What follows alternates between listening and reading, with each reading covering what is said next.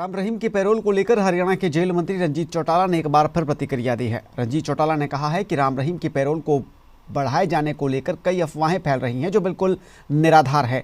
उन्होंने कहा कि राम रहीम को 40 दिनों की पैरोल मिली थी और इसमें किसी तरह का कोई इजाफा नहीं किया गया है। अगर राम रहीम की पैरोल बढ़ाए जाने को लेकर खबरें चल रही हैं तो वो गलत हैं और सिर्फ अफवाहें हैं। बिजली की खपत को लेकर रंजीत चौटाला ने कहा कि इस साल 13,000 यूनिट प्रतिदिन खपत का अनुमान लगाया गया है। विभाग अपनी तैयारियां कर रहा है। पिछले साल हिसार थर्मल के रोटर खराब होने के चलते और अडानी ग्रुप से बिजली नहीं मिलने की वजह से कुछ कमी हुई थी, लेकिन इस बार ऐसा नहीं होगा क्योंकि हरियाणा सरकार सोलर एनर्जी बढ़ाने पर जोर दे रही है। मेरे ख्याल में जिस दिन पैरोल मिली थी उस दिन से लेकर अब तक केवल एक ही चर्चा आप लोगों में ज़्यादा रहता है, बाबा राम रहीम का। तो सामान्य कैदी की तरह उन्हें पैरोल है। देखिए, कोई भी कैदी जब सजा में आता है तो 3 साल 5 साल के बाद एक सर्टेन पीरियड के बाद उन्हें पैरोल मिलती है। 10 हफ्ते की उसकी पैरोल उसे मिलेगी जो उसका राइट बनता है, और उसे 4 हफ्ते की फरलो मिलती है। वो जब चाहे अब नया साल शुरू हो गया 23, उन्होंने अपनी 40 दिन की मांगी, कॉम्पिटेंट अथॉरिटी ने उन्हें बेल दे दी। हमने उन्हें जब रिलीज ऑर्डर आया हमने रिलीज़ कर दिया, वो चले गए। वो जो कह रहे हैं 90 दिन की होगी, 50 दिन की और होगी, बेकार की बातें हैं। 40 दिन की पैरोल में कोई छूट देने की बात नहीं है। देखिए, एक हमने ये करा था कि जो कोविड के दौरान जो सरचार्ज लग गया था, जो मीटर रीडर जो करता था वो जा नहीं सकता था, घर घर जाने से मना हो गया था, वो भी अपने इत्तेफाक से प्रिकॉशन कर रहा था, लोग भी नहीं आने दे रहे थे। पूर्व मंत्री मांगेराम के बेटे जगदीश नंबरदार की आत्महत्या के मामले में आरोपी इनेलो प्रदेश अध्यक्ष नफे सिंह राठी आज बहादुरगढ़ के सिटी थाने पहुंचे हैं। कोर्ट के आदेश पर केस की जांच में शामिल होने के लिए नफे सिंह राठी थाने पहुंचे। नफे सिंह राठी का कहना है कि वो पिछले 3 दिन से लगातार थाने में कोर्ट के आदेशों के मुताबिक आ रहे हैं।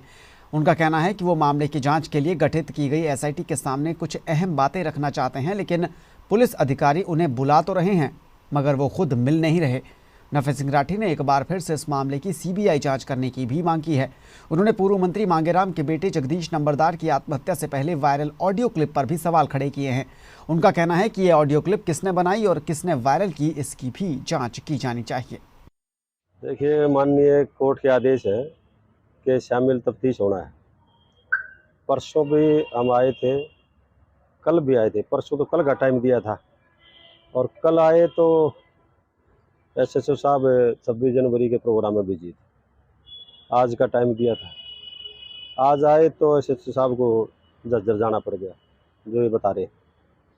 तो मैं एक एप्लीकेशन दे के आए हैं कि भाई माननीय अदालत के आदेश के अनुसार हम शामिल तफ्तीश होने के लिए आए, तो हमें शामिल तफ्तीश करो। SHO साहब है नहीं, दरख्वास्त दे के आए हैं कि जब भी बुलाएंगे हम हाजिर हैं। हरियाणा में कुंडली मानेसर पलवल एक्सप्रेसवे के साथ साथ सरकार ने नए रेलवे कॉरिडोर बनाने की घोषणा कर रखी है, जिसमें हरियाणा के विकास कार्यों में तेजी आएगी। लेकिन इसके लिए जो ज़मीन अधिग्रहित होनी है उसका विरोध किसान कर रहे हैं। जो सरकार मुआवजा दे रही है उसको दोगुना करने के लिए कुंडली मानेसर पलवल एक्सप्रेसवे के टोल पर किसान धरना दे रहे हैं। किसानों ने आज सोनीपत के लघु सचिवालय के बाहर सरकार के खिलाफ नारेबाजी की और सरकार को चेतावनी दी कि अगर किसानों की मांगें पूरी नहीं हुई तो फिर 29 जनवरी को अमित शाह की गोहाना रैली का भी विरोध किया जाएगा।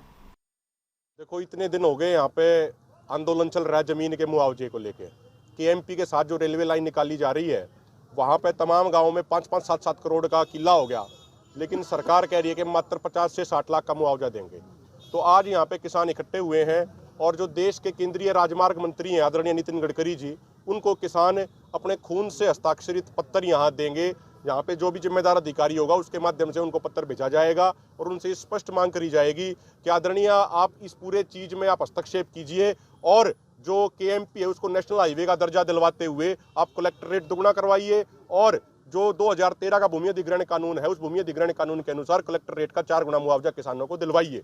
अगर सरकार ये काम नहीं करती, अगर सरकार हमारी बातें नहीं मानती है तो हमारा आंदोलन जारी रहेगा और BJP नेताओं का विरोध आगे किया जाएगा। अगली खबर नूह से है। नूह के रोजकामेव थाना क्षेत्र के तहत बड़का अलीमुद्दीन गांव में 2 पक्षों में मारपीट हुई है।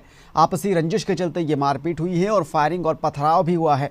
पंचायत चुनाव की रंजिश के चलते ये मारपीट हुई है। पुलिस ने इस केस में 20 नामजद लोगों और 15 अन्य लोगों के खिलाफ मुकदमा दर्ज किया है।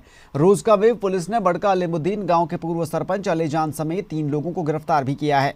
आरोपी पूर्व सरपंच को अदालत ने 1 दिन के पुलिस रिमांड में भेजा।